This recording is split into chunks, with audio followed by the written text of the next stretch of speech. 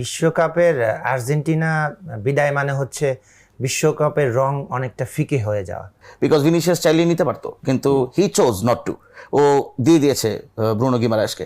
এটাকে বলা হচ্ছে ম্যাচ ম্যানেজমেন্ট। আসলে মার্টিনেলি তো ওই পজিশনে খেলার প্লেয়ার না, he never played in that kind of position. যে গোলকিপার ভার্সেস পুরো দল, তারই কিন্তু একটা প্রতিফলন আমরা কালকেও দেখেছি। মানে Ronaldo has been my idol in terms of discipline, হ্যাঁ, no alcohol, no smoking and everything. মানে মেসিও করে না ভাই।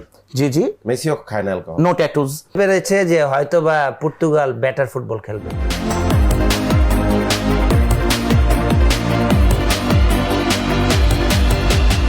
ইতিহাস পক্ষে ছিল না, ইউরোপিয়ান প্রতিপক্ষ, তার উপরে নরওয়ে। শেষ 6 বিশ্বকাপে ব্রাজিল যতবার নকআউট থেকে বিদায় নিয়েছে, প্রতিবারই কোনো না কোনো ইউরোপিয়ান অপোনেন্ট, যেমন France, Netherlands, Belgium, Croatia, Germany, এরকম দলের বিপক্ষে হেরেছে। যখন প্রতিপক্ষ নরওয়ে, আরও একটা ঐতিহাসিক বাধা ছিল সেখানে। প্রিভিয়াসলি নরওয়ের সাথে খেলা 4 ম্যাচের একটাও ব্রাজিল জিততে পারে নাই। 1998 ওয়ার্ল্ড কাপে এই নরওয়ের কাছে গ্রুপ পর্বে হেরেছিল সেই বছরের রানার্স আপ ব্রাজিল। ইতিহাসের গেরো তো খোলা গেল না, এবং ইতিহাস সাথে আমার কাছে মনে হয় ভাগ্য কিংবা অভিশাপ যেটাই বলেন সেটাই কাজ করে গিয়েছে। শেষ হয়ে গেল নেইমারের বিশ্বকাপ। সম্ভবত ন্যাশনাল টিমে এইটাই ছিল নেইমারের শেষ ম্যাচ। ইউএসএতে শুরু করেছিলেন, ইউএসএতেই মনে হয় শেষ, তেমনই আভাস পাওয়া গেছে। সবাইকে স্বাগত জানাচ্ছি গ্রিনডেল্ট ইন্স্যুরেন্স মাঠ কাঁপানো বিশ্বকাপে। এক্স্যাক্টলি, বড়ই গাছ যেরকম করে ঝাঁকাইলে কাঁপে, এক্স্যাক্টলি এই বিশ্বকাপ তেমন করেই কাঁপছে। দুজন মানুষ আমার সাথে আছেন, আমি দুজনকেই পরিচয় করিয়ে দেই। স্বাগত। আমাদের সাথে আছেন কে এম নুরুজ্জামান নয়ন। পুরো নামটা বলতে পেরেছি। কেন আপনার পুরো নামটা বলেছি জানেন? কেন? শোয়ের আগে ভাইয়ের নাম জিজ্ঞেস করি নাই, আমি ওনার নাম তাকেই বলতে হবে। শামস রশিদ। শামস রশিদ, তিনি একজন শিক্ষক। এতটুকু জানি, তো ওনার সাথে গল্প করে নাম জিজ্ঞেস করা হয়নি। নো রিস্ক, নিজেই বলে দিয়েছেন। নয়ন ভাই, আমার আসলে আজকে কথা বলাটা কঠিন এই কারণে আমি চাই নাই ব্রাজিল আর্জেন্টিনার সেমিফাইনালের আগে কোনো একটা দল বাদ হয়ে যাক। আমাদের ব্যবসাপাতি চলবে না, দোকানপাট বন্ধ হয়ে যাবে। গতকালকে আপনি যদি জায়ান্ট স্ক্রিনে যেখানে খেলা হয়েছে আপনি দেখেছেন ব্রাজিলিয়ান ভক্তদের হাহাকার, আর্তনাদ, কষ্ট, রাগ, অভিমান, কান্না। মানে এই দৃশ্যটা সত্যি সত্যি এত আগেই দেখতে হবে এটা আমি ভাবি নাই। না, আমরাও আসলে ভাবি নাই, কারণ বিশ্বকাপের আর্জেন্টিনা বিদায় মানে হচ্ছে বিশ্বকাপের রং অনেকটা ফিকে হয়ে যাওয়া। এবং আমরা যদি কালকের ম্যাচটা নিয়ে কথা বলি, নরওয়ে কিন্তু যেটা করেছে প্রথম থেকে আমার কাছে একটু সারপ্রাইজিং মনে হয়েছে। এবং নরওয়ে পুরো ম্যাচে কিন্তু ফিজিক্যালিটি অনেক বেশি ছিল, এবং তারা ডুয়েলসে বলেন, আপনি ব্রাজিল বল সাথে সাথে চেস করা বলেন, বা ডিফেন্ডিং ট্রানজিশনে বলেন, তারা যেভাবে নামছে বা উঠছে অ্যাজ এ টিম, তো এটা আমার কাছে সারপ্রাইজিং মনে হচ্ছে এই কারণ নরওয়ের যে আমরা আগের যে কয়েকটা ম্যাচ দেখেছি সেখানে কিন্তু এই ধরনের ইন্টেন্সিটি নরওয়েকে দেখিনি অ্যাজ এ টিম। হ্যাঁ, সো প্রথম থেকেই কিন্তু তারা চাপে রেখেছে আর ব্রাজিলকে। কিন্তু আপনি যদি শর্টস অফ গোল দেখেন, সেইখানে কিন্তু অনেক বেশি মানে শর্ট করেছে ব্রাজিল। বাট আনফর্চুনেটলি এখানে যে টার্নিং পয়েন্ট আমি বলবো ম্যাচের যে মোমেন্টাম, সেটা হচ্ছে ব্রাজিলের পেনাল্টি মিস। সেই পেনাল্টিটা যদি করতে পারতো সেখানে কিন্তু রেজাল্ট মেবি 4-0, 4-1 এটা হতে পারতো। সো সেইটা থেকেই কিন্তু আসলে আর তারা ব্যাক করতে পারে নাই। এবং ব্রাজিলের প্রথম থেকে আমি যদি খেলাগুলো দেখি, আপনার সাথে এর আগেও আমার বহুবার কথা হয়েছে, তারই কিন্তু প্রতিফলন আরও একবার দেখলাম যে তারা কিন্তু ডিফেন্ডিং ট্রানজিশনে ডিফেন্স ঠিকই নামে, কিন্তু মিডফিল্ড বা অ্যাটাকাররা সেইভাবে অ্যাজ এ টিমে নামতে পারে না, যার কারণে ডিফেন্সের 4 ব্যাকের সামনে কিন্তু প্রচুর স্পেস থাকে। সেই থেকেই কিন্তু আসলে অনেক গোল তারা কনসিড করেছে বলে আমার কাছে মনে হয়েছে। এক্স্যাক্টলি। নয়ন ভাই, আমি একটু শামস ভাই আপনাকে জিজ্ঞেস করতে চাই, মানে আপনার দলে ভিনিসিয়াস জুনিয়র আছে, ম্যাথিউস কুনা আছে, পেনাল্টিটা নিলেন গিয়ে ব্রুনো গিমারেস। আমার কাছে সারপ্রাইজিং লেগেছে। এরকম সিদ্ধান্তের পেছনে কি কারণ থাকতে পারে বলে আপনি মনে করেন? অবাক হন নাই যখন সে শট নেওয়ার জন্য গিয়েছে? একটু অবাক হয়েছি, বিকজ এটা আসলে প্রেশার, অ্যাডেড প্রেশার কাজ করেছে। ভিনিসিয়াস হয়তো ভাই প্রেশারটা নিতে চায়নি, যে ভিনিসিয়াস চিন্তা করেছে যে এত আর্লি আপনি কেন প্রেশারটা নেবেন না। এমন তো না যেটা ম্যাচের 76 মিনিটে গিয়ে আপনি পেনাল্টি পেয়েছেন, এই গোল না দিলে আপনি জিততে পারবেন না, ব্যাপারটা তো তা না। It's very early penalty concede করে ফেলেছে আপনার নরওয়ে। ট্রু, কিন্তু আসলে এটা আসলে ভিনিসিয়াসের মেন্টালিটির সমস্যা আমি যেটা মনে করি আর কি, বিকজ ভিনিসিয়াস চাইলেই নিতে পারতো, কিন্তু হি চোজ নট টু। ও দিয়ে দিয়েছে ব্রুনো গিমারায়েসকে। হয়তোবা গিমারায়েস সিনিয়র প্লেয়ার হিসাবে ও চেয়েছিল যে ও পেনাল্টিটা নেক, বাট আসলে সবাই তো গোল দিতে চায়, কখনো এটা চিন্তা করে না যে এটা মানে উল্টাও হতে পারে। সো এটা things D not go in his way, যার কারণে আমি এটা মনে করছি যে এটা টার্নিং পয়েন্ট ম্যাচের। যদি ওটা গোল হতো আমি মনে করি যে ম্যাচটা হয়তো বা ব্রাজিল বের করে নিয়ে আসতো, বিকজ ব্রাজিল ভালোই অ্যাটাক করছিল। আর নরওয়ে একটা জিনিস করেছে, সেটা হচ্ছে যে ব্রাজিল যখন গোল দিতে পারেনি, ম্যাচটা যখন 0-0, তখন খেলাটাকে তারা স্লো করে ফেলেছে। ছোট ছোট ছোট ছোট পাস দিয়েছে এবং খুব স্লো পাস দিয়েছে। আপনি ওডেগার্ডের মুভমেন্ট দেখেন, যথেষ্ট স্লো। মানে আমি আমার মানে গ্রুপ পর্বে যে কয়টা নরওয়ের ম্যাচ দেখেছি, ওডেগার্ডকে এরকম স্লো আমার কোনো ম্যাচেই লাগে নাই। বিরক্ত লাগার মতো স্লো একদম মানে এটা মনে হচ্ছিল যে আমি যখন অস্ট্রিয়ার এগেনস্টে আর্জেন্টিনার বিল্ড আপ দেখছিলাম, অনেকটা সেরকম দাঁড়ায় থাকা বিল্ড আপ আসলে করে গিয়েছে। এই প্রশ্নটা আমি আসলে নয়ন ভাইকে অফ এয়ারে করছিলাম আর কি, যে নয়ন ভাই এরকম মানে তারা যে প্রত্যেকবার ব্রাজিলের পেসটাকে নষ্ট করেছে, মানে মোমেন্টামটাকে বারে বারে চেঞ্জ করেছে, ইন জেনারেল নরওয়ে এরকম টিম না। আমরা নরওয়ের বেসিক ফুটবলটা দেখলাম হচ্ছে যে হয় গোলকিপার নিল্যান্ড অথবা আপনার কোনো একজন সেন্টার ব্যাক যেই বলগুলো বাড়িয়েছে খুব লম্বা করে নাম্বার 9 পজিশনে, মানে হল্যান্ড দাঁড়িয়েছিল, হল্যান্ডকে দেওয়ার চেষ্টা করছে মোস্ট অফ দ্য টাইম। এটা ছিল তার অ্যাটাকের একমাত্র মানে লাইন টু লাইন বল দেয়া, তাছাড়া উইংয়ে খুব একটা বেশি আমরা দেখি না। এবং মানে আলেকজান্ডার সরলট আসলে তার তো পেস তেমন একটা নাই, ডান দিক দিয়ে কোনো অ্যাটাকই হয় নাই। নুসা বাম দিক থেকে কিছুটা ট্রাই করেছে, বাট আন্তোনিও নুসাও যে খুব একটা বেশি সুবিধা করতে পেরেছে ব্যাপারটা তাও লাগে নাই। মানে এই ট্যাকটিক্সটা কেন আসলে নরওয়ে অ্যাপ্লাই করেছে ম্যাচে? দেখেন, এটাকে বলা হচ্ছে ম্যাচ ম্যানেজমেন্ট। সো ম্যাচের সিচুয়েশন অনুযায়ী আপনাকে টেম্পোটাকে কখন বাড়াতে হবে এবং কখন কমাতে হবে, বা কখন একদম ড্যাম স্লো করতে হবে, এটা হচ্ছে তারাই ডিসিশন নেয়। কারণ ম্যাচের কিন্তু মোমেন্টাম প্রতি মুহূর্তে চেঞ্জ হচ্ছে। সো এখানে ডেফিনেটলি টেকনিশিয়ান যে তাদের হেড কোচ আছে তাদের ইনফরমেশন থাকে। অ্যাট দ্য সেম টাইম যারা এক্সপিরিয়েন্সড প্লেয়ার তারাও কিন্তু এই ম্যাচ ম্যানেজমেন্ট অনেক ভালো। ইন্ডিভিজুয়ালি যে প্লেয়ার যত ভালো তাদের ম্যাচ ম্যানেজমেন্ট তত ভালো, সেটা গোলকিপার হোক, সেটা ডিফেন্ডার হোক বা অ্যাটাকার হোক।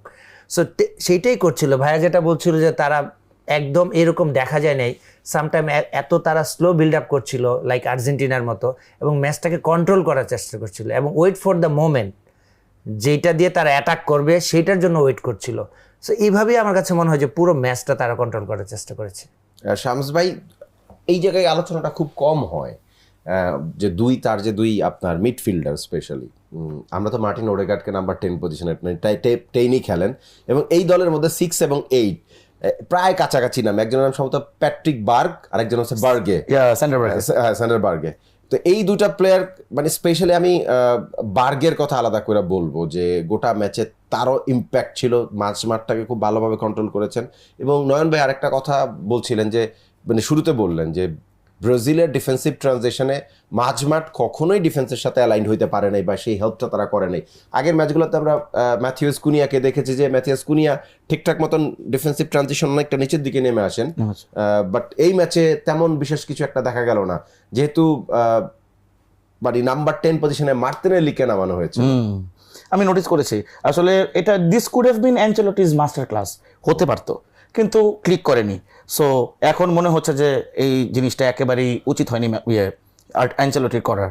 আসলে মার্টিনেলি তো ওই পজিশনে খেলার প্লেয়ার না, he never played in that kind of position. Okay centre forward আর নাহলে লেফট উইং, এই পজিশনগুলো ওর প্রেফার্ড পজিশন। আমার মনে হয় কুনিয়াকে সেন্টার অ্যাটাকিং মিডফিল্ডে দিয়ে মার্টিনেলিকে সেন্টার ফরওয়ার্ডে দিলে, আপনার এই কথার সাথে আমার মানে আমি অ্যাটলিস্ট নিজেকে রিলেট করতে পারছি। এটা আমিও চিন্তা করেছিলাম যে যেহেতু ম্যাথিউস কুনিয়া নাম্বার 10 পজিশনে মানে নাম্বার 10 এর মতোই খেলেছে আগের ম্যাচগুলোতে, তাহলে মার্টিনেলিকে কেন মানে একদম লং স্ট্রাইকার হিসেবে দিয়ে আমি নিচে কেন আসলে কুনিয়াকে দিলাম না, এই জিনিসটা আমিও বুঝি নাই আর কি। আমার কাছে একটু অবাক লেগেছে, যদিও এইটা আনসেলত্তির সিদ্ধান্ত, আমরা বুঝি না, ওনার লেভেলে বোঝার কোনো কারণও নাই।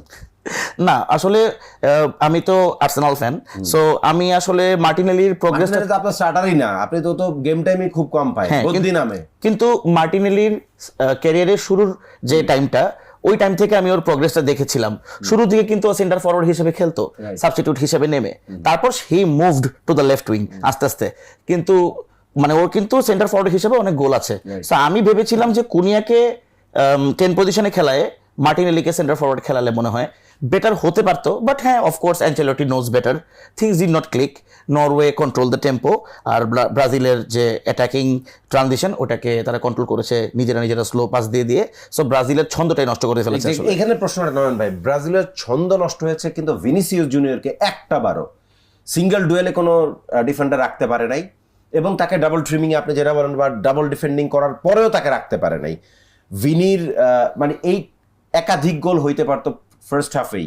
মানে যেই লোকটার কথা আলাদাভাবে বলতে হবে তার নাম হচ্ছে ওরওয়াই নিল্যান্ডের তো আপনার পেনাল্টিটা ঠেকিয়েছে, এছাড়াও কিছু বিস্ট সেভ দিয়েছে গোটা ম্যাচে। ভেনিসিয়াস জুনিয়রও কিন্তু খুব ক্লোজ ডিস্টেন্সে আপনারা দুইজনকে বিট করেছে, কিন্তু পরবর্তীতে সে নি দিয়ে থামিয়েছে। হ্যাঁ, সো আমি যদি নায়ক বলে থাকি যে হালেন, সাথে সাথে তাদের যে গোলকিপার নাইলেন, সেও হল্যান্ডকে নায়ক আমি পরে বলবো ভাই। এই ম্যাচে হল্যান্ড হচ্ছে পার্শ্ব চরিত্র বেসিকলি। মানে নিল্যান্ড যা করে রেখেছিল ফার্স্ট হাফে বা প্রথমার্ধে 3 গোল খাওয়া থেকে যে বাঁচাইছে নরওয়েকে, এইটাই আমার কাছে মনে হয় এই ম্যাচের মেইন কেপিআই। নাহলে মানে আপনার হল্যান্ড পরে যে গোল করার সুযোগগুলো পাইছে সেটা তো থাকতোই না, অলরেডি ম্যাচ সেখানে ফিনিশড হয়ে না। আমরা দেখেছি ওয়ার্ল্ড কাপে বেশ কয়েকটা ম্যাচ, সাম্প্রতিক যে আর্জেন্টিনা খেলেছে, কেপ ভার্দের গোলকিপার ভজিনিয়াকে আমরা দেখেছি যে মনে হয়েছে ভজিনিয়া ভার্সেস আর্জেন্টিনা। হিলের কথা যদি বলেন, প্যারাগুয়ের হিল, হ্যাঁ প্যারাগুয়ের হিল দেখেছি, বা আলিরেজা দেখেছি আপনি ইরানের। হ্যাঁ, সো এমপাসিকে দেখেছি আমরা, লিওনেল এমপাসি আমরা দেখেছি। তো অনেকগুলো গোলকিপারকে দেখেছি দেয়াল হিসাবে কাজ করতে, যে গোলকিপার ভার্সেস পুরো দল। তো তারই কিন্তু একটা প্রতিফলন আমরা কালকেও দেখেছি। এবং গোলকিপার সেই সময় আপনি যেটা বলছেন যে গোলকিপারের সেভগুলো one of the best turning point of that match.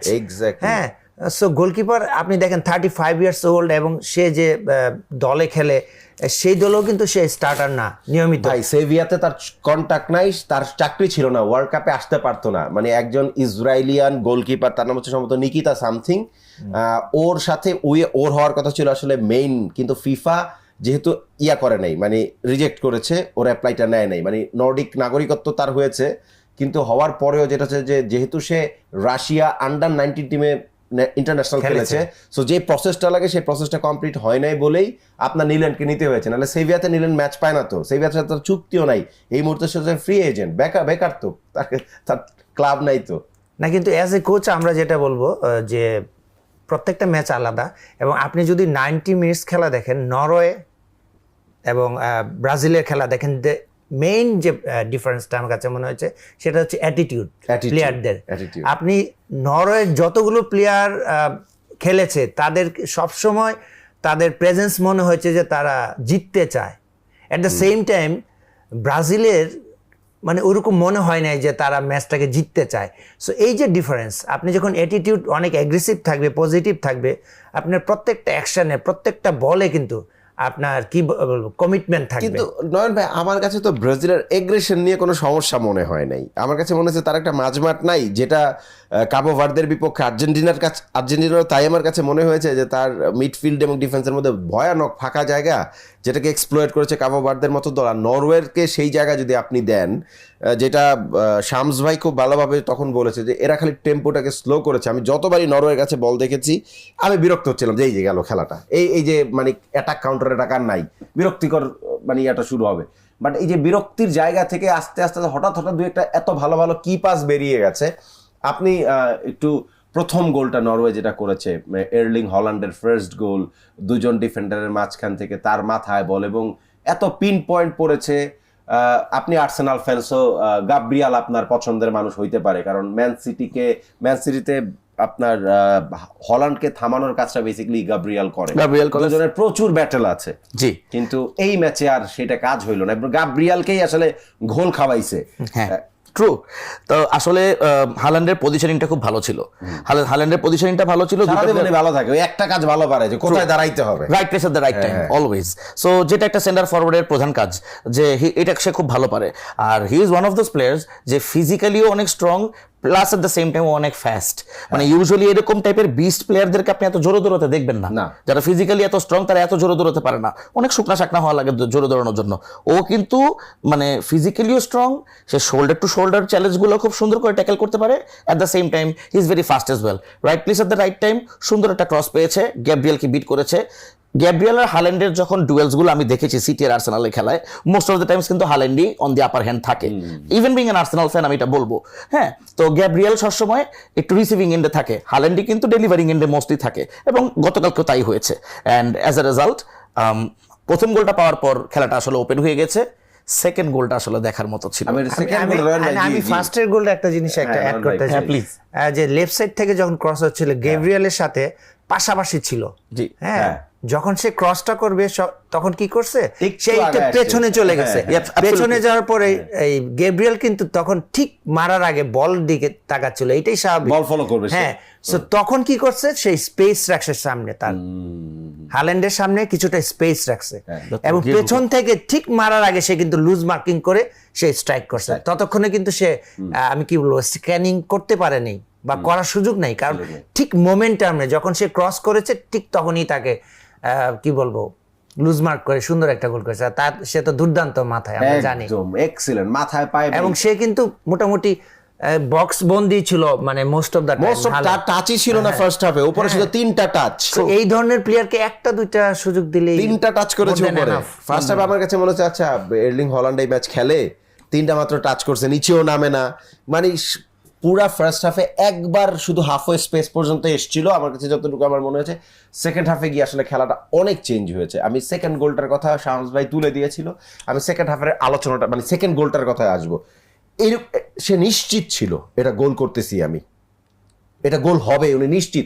কত সময় নিয়েছে, ঠান্ডা মাথায় বলটাকে সেট করেছে, মানে আমরা যখন সেট পিস বা পেনাল্টি মারি, পেনাল্টি মারার মতন করে মেরেছে, এবং নিশ্চিতভাবে এটা গোল। তার পাওয়ার, তার কি বলে আপনার যে ট্র্যাজেক্টরিতে ছেড়েছে, তিনি জানতেন এটা গোল হবে।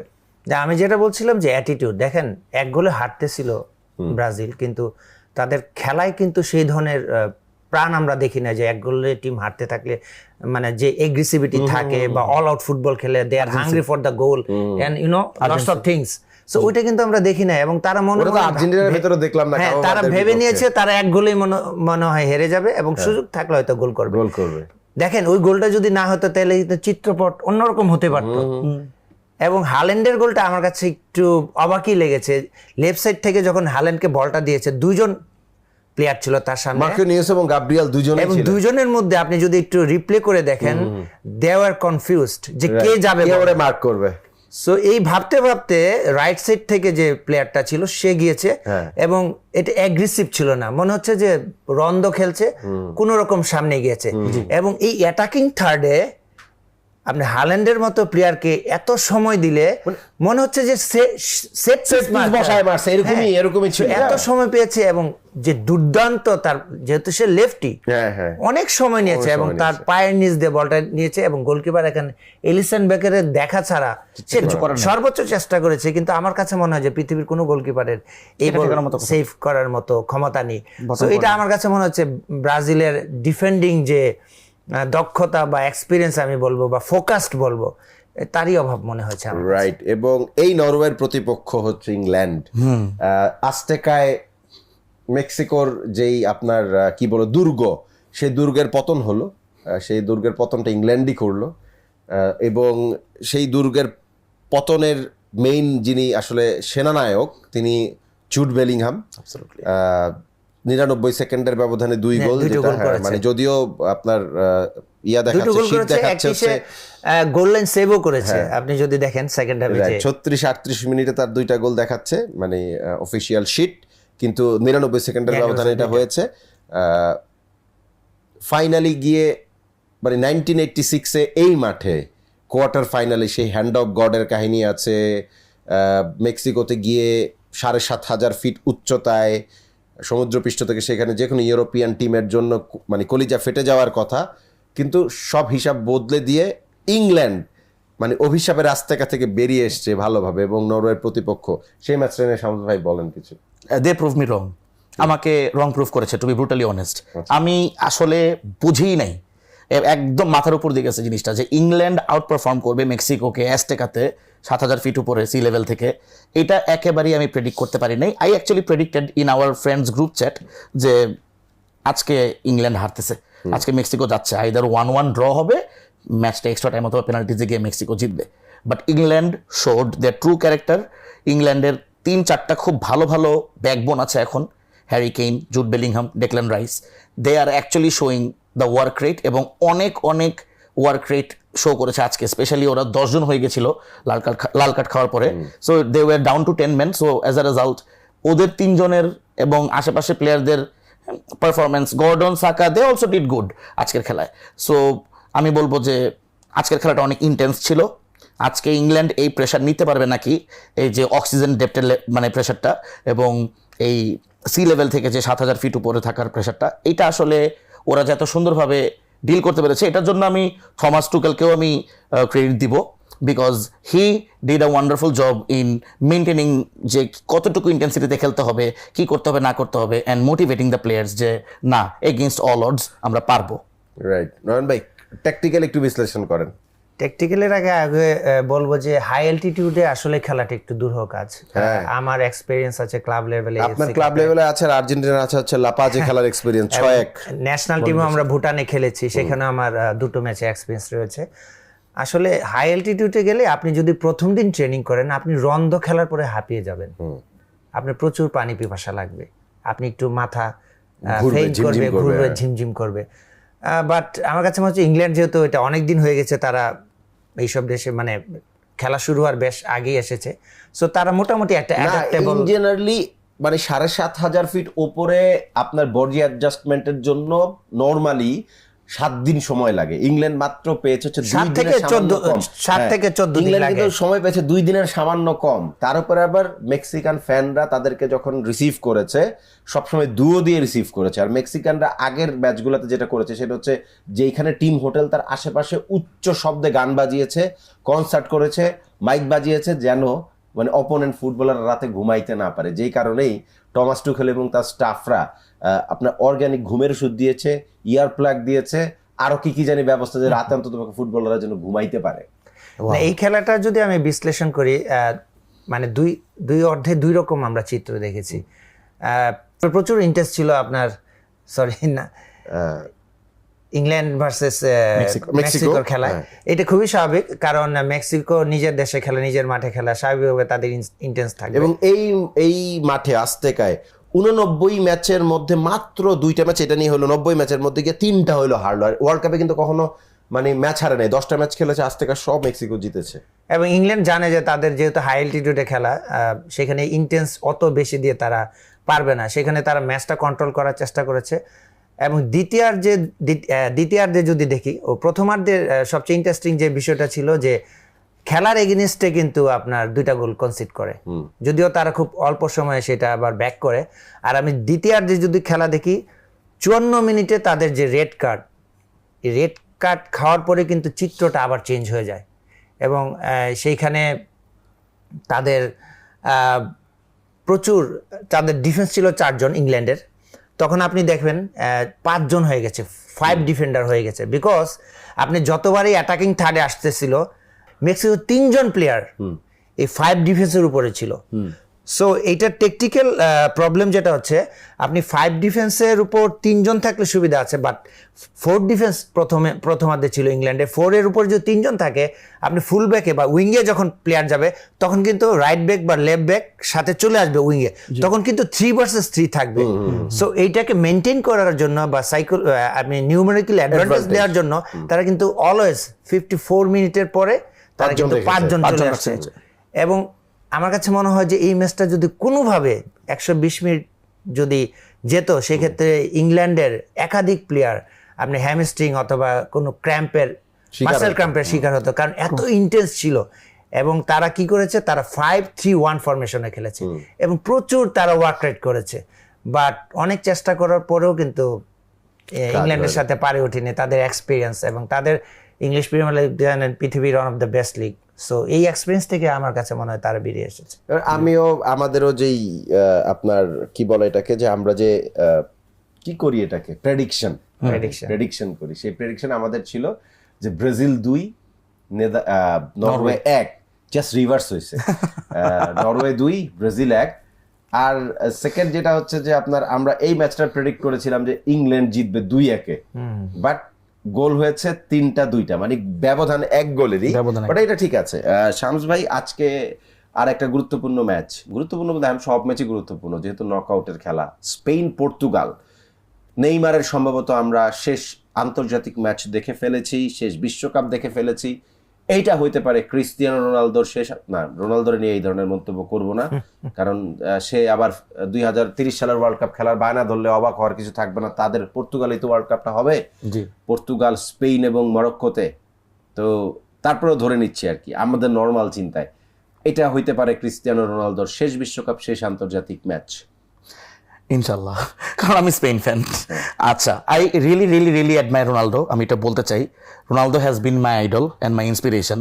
আমি কিন্তু এই যে I am quite overweight comparatively to my other friends and my younger people. তারপর আমি কিন্তু ফুটবল খেলা রেগুলারলি কন্টিনিউ করি এবং সেন্টার ফরওয়ার্ড খেলি অ্যান্ড অলসো গোল দিই, হ্যাঁ, অন রেগুলার বেসিস 7 সাইডের ম্যাচে। এবং এটার পিছনে Cristiano Ronaldo played a huge role because I have been inspired by him. Yeah, I might not be as fit as him, but he has inspired me to do a lot of things against my capacities, so অথবা beyond my capacities. So Ronaldo has always been my idol and inspiration. হ্যাঁ, I will always consider him as one of the goats. হ্যাঁ, and also the fact যে আমি তো আসলে Spain fan. One of the goat's বলা যায় কেন? Greatest of all time তো একজনই থাকে, 14 জন থাকতে পারবে? আমি মানি মেসি রোনালদো থেকে better as a overall GOAT রোনালদোই। yeah, but he has been my idol. Ronaldo has been my idol in terms of discipline. হ্যাঁ, no alcohol, no smoking and everything. মেসিও করে না ভাই। জি মেসিও খায় না অ্যালকোহল, no tattoos. তো আচ্ছা, যাই হোক, সো নো কোকা কোলা। তো যাই হোক, তো কথা ওটা না, কথা হচ্ছে যে দল আগে, আইডল পরে। হ্যাঁ, দলের কি অবস্থা বলেন? জিতবে? আমি চাই জিতুক, আর বাকি আল্লাহর ইচ্ছা। আশা করছি জিতবে, বিকজ স্পেন ওভারঅল টিম হিসাবে বেটার পারফর্ম করে আসতেছে এবং এখন পর্যন্ত একটা গোলও খায় নাই, যেটা মেক্সিকো ছিল যদিও, বাট বাদ হয়ে গেছে 3টা খেয়ে। সো আসলে বলা খুব মুশকিল, বাট অবশ্যই দল হিসাবে সাপোর্ট করব। এখানে সেফ প্লে করার কিছু নাই, এখানে বলবো না যে স্পেন হেরে যাবে অথবা সামথিং, ব্যাপারটা এরকম না। আমি যে দল সাপোর্ট করি আমি অবশ্যই চাবো যে তারা একটু সামনের দিকে আগাক। হ্যাঁ, সেফ প্লে করতাম যদি ফ্রান্সের সাথে খেলা থাকতো, because France has been dangerous. কিন্তু পর্তুগালের সাথে যেহেতু ম্যাচ, পর্তুগাল টিম হিসেবে ক্লিক করছে না, বাট ওদের মিডফিল্ডে ঠিক মতো ক্লিক করলে আবার যে কোনো কিছু হতে পারে, বিকজ ওদের প্লেয়ারদের ইন্ডিভিজুয়াল ক্যাপাবিলিটিস আছে। এটা খুব চমৎকার কথা যে ইন্ডিভিজুয়ালি এটা সম্ভবত এইবার ওয়ার্ল্ড কাপের সেরা মিডফিল্ড তারা নিয়ে এসেছিল, স্পেশালি ব্রুনো ফার্নান্দেসের সাথে ভিতিনিয়া এবং João Neves, right. PSG 2 Champions League double জিতেছে, আগেরটা এটা। কিন্তু কোনো একটা বিচিত্র কারণে ভিতিনিয়া হিসেবে পাওয়া যাচ্ছে না, এবং ব্রুনো ফার্নান্দেস সম্ভবত এই দলের জন্য সবচেয়ে বড় আপসেটের জায়গা হবে। ক্রিস্টিয়ানোর সাথে টিমের যোগাযোগ নাই, সেই দিক থেকে Spain maybe Luis de la Fuente প্রথম ম্যাচটা ড্র করার পরে গ্র্যাজুয়ালি তারা কিন্তু আস্তে আস্তে অনেকটা উন্নতি করেছে, এবং লাস্ট ম্যাচে আমরা যদি অস্ট্রিয়ার এগেনস্টে অনেকটাই স্বাভাবিক ছন্দে আমরা স্পেনকে দেখেছি, 3-0 গোলে জিতেছে। উইংগুলা মোটামুটি শার্প। অ্যালেক্স বায়নার উপর আমার খুব একটা ভরসা ছিল না, যেহেতু নিকো উইলিয়ামস খেলতো এই জায়গায়, বাট অ্যালেক্স বায়না আই থিঙ্ক কিছুটা ভালোই করেছে। না, আমি ব্রুনো ফার্নান্দেসের ক্লাব খেলা আর ন্যাশনাল টিমের খেলা মিলানোই যাচ্ছে না, কোনোভাবে মিলানো যায় না। এবং আপনি Manchester United say one of the কি প্লেয়ার, বাট ক্লাব ন্যাশনাল টিমের কিন্তু সেরকম আমরা কিছুই দেখতে পাচ্ছি না। সো আপনি যেটা বলছেন যে individually they are good players, no doubt about that, কিন্তু ফুটবল দলগত খেলা। এখন ফুটবল, মডার্ন ফুটবল এত বেশি ইন্টেন্স, একটা মিডফিল্ড বা একটা অ্যাটাকার, সেই সবচেয়ে বেস্ট অ্যাটাকার যার ডিফেন্ডিং বেটার, রাইট। সো এইটার কিন্তু বেশ একটা আমরা কমতি দেখেছি, স্পেশালি পর্তুগালের। সো তারা যদি এগুলো ওভারকাম করে আসতে পারে, তো আমার কাছে মনে হয় এখানে একটা কম্পিটিটিভ ম্যাচ হবে। At the same time spend কিন্তু তাদের ধারাবাহিকতা, তাদের এভারেজ পারফরমেন্স ভেরি গুড। তারা কখনো তাদের খেলা নষ্ট করে না, তাদের স্টাইল অফ প্লে এটা কখনোই চেঞ্জ করে না, অপোনেন্ট যেমনই হোক। আপনি যখন কাবো ভার্দের এগেনস্ট আমরা দেখেছি 2টা উইং এ শুধু ডায়াগোনালি তারা 67% বল মুভ করাইছে, একটা স্টেট নিতে মারতে পারেনি। বাট আবার অস্ট্রিয়ার এগেনস্টে খুবই চমৎকার, স্পেশালি আমি যদি মিকেল, ওর নাম কি, ওয়েজবাল যেটাই হোক, বিভিন্ন কমেন্টেটরের মুখে বিভিন্নটা শুনি, he is not a proper number 9, তার ক্লাব এসে নাম্বার 10 পজিশন, এবং most of the time right wing এ খেলতে দেখেছি আমি তাকে। কিন্তু একাধিক হচ্ছে কয়েকটা চারটা গোল করে ফেলেছে মনে হয়। জি দেখেন স্পেনের সবচেয়ে মূল শক্তি হচ্ছে তাদের midfield control. So midfield control করতে পারলে আপনি মানে যে কোনো ম্যাচেই কন্ট্রোল করতে ওয়ার্ল্ড পারবেন। বেস্ট মিডফিল্ডার হ্যাঁ, এবং তাদের গোলকিপার অলরেডি 517 মিনিট কোনো 519 মিনিট কোনো গোল খায়নি। সো অলরেডি সে রেকর্ড করে ফেলেছে সিমন। এবং ডেফিনেটলি তাদের ডিফেন্সও এখানে মানে কৃতিত্ব দিতে হবে। শুধু ডিফেন্স না, কারণ আপনি ডিফেন্সের সাথে মিডফিল্ডের যে কম্বিনেশন, বা আপনি যখন একটা গ্রুপ ডিফেন্ডিং করবেন সেখানে কিন্তু ডিফেন্ডার, মিডফিল্ডার, অ্যাটাকার সম্মিলিতভাবেই কিন্তু আপনার ডিফেন্স করতে হবে। সো আমি মনে করি যে অ্যাজ এ টিম স্পেন অনেক ভালো করছে, এবং বাট আমি মনে করছি যে এই ম্যাচটায় যদি পর্তুগাল তাদের যে ভুল ত্রুটিগুলো আছে বাঁচতেই হবে। পর্তুগাল নাকি স্পেন নয়ন ভাই? আমি স্পেনকে এগিয়ে রাখবো। স্পেনকে। এটার মার্জিন কেমন হইতে পারে? 2-1 স্পেন 2 পর্তুগাল 1। শামস রশিদ নিজেই স্পেন ফ্যান, সো আপনি কি নয়ন ভাইয়ের সাথে যাবেন নাকি স্কোর লাইনটা চেঞ্জ করতে চান? স্কোর লাইনটা চেঞ্জ করতে চাই, 1-0 স্পেন। 1-0 স্পেন।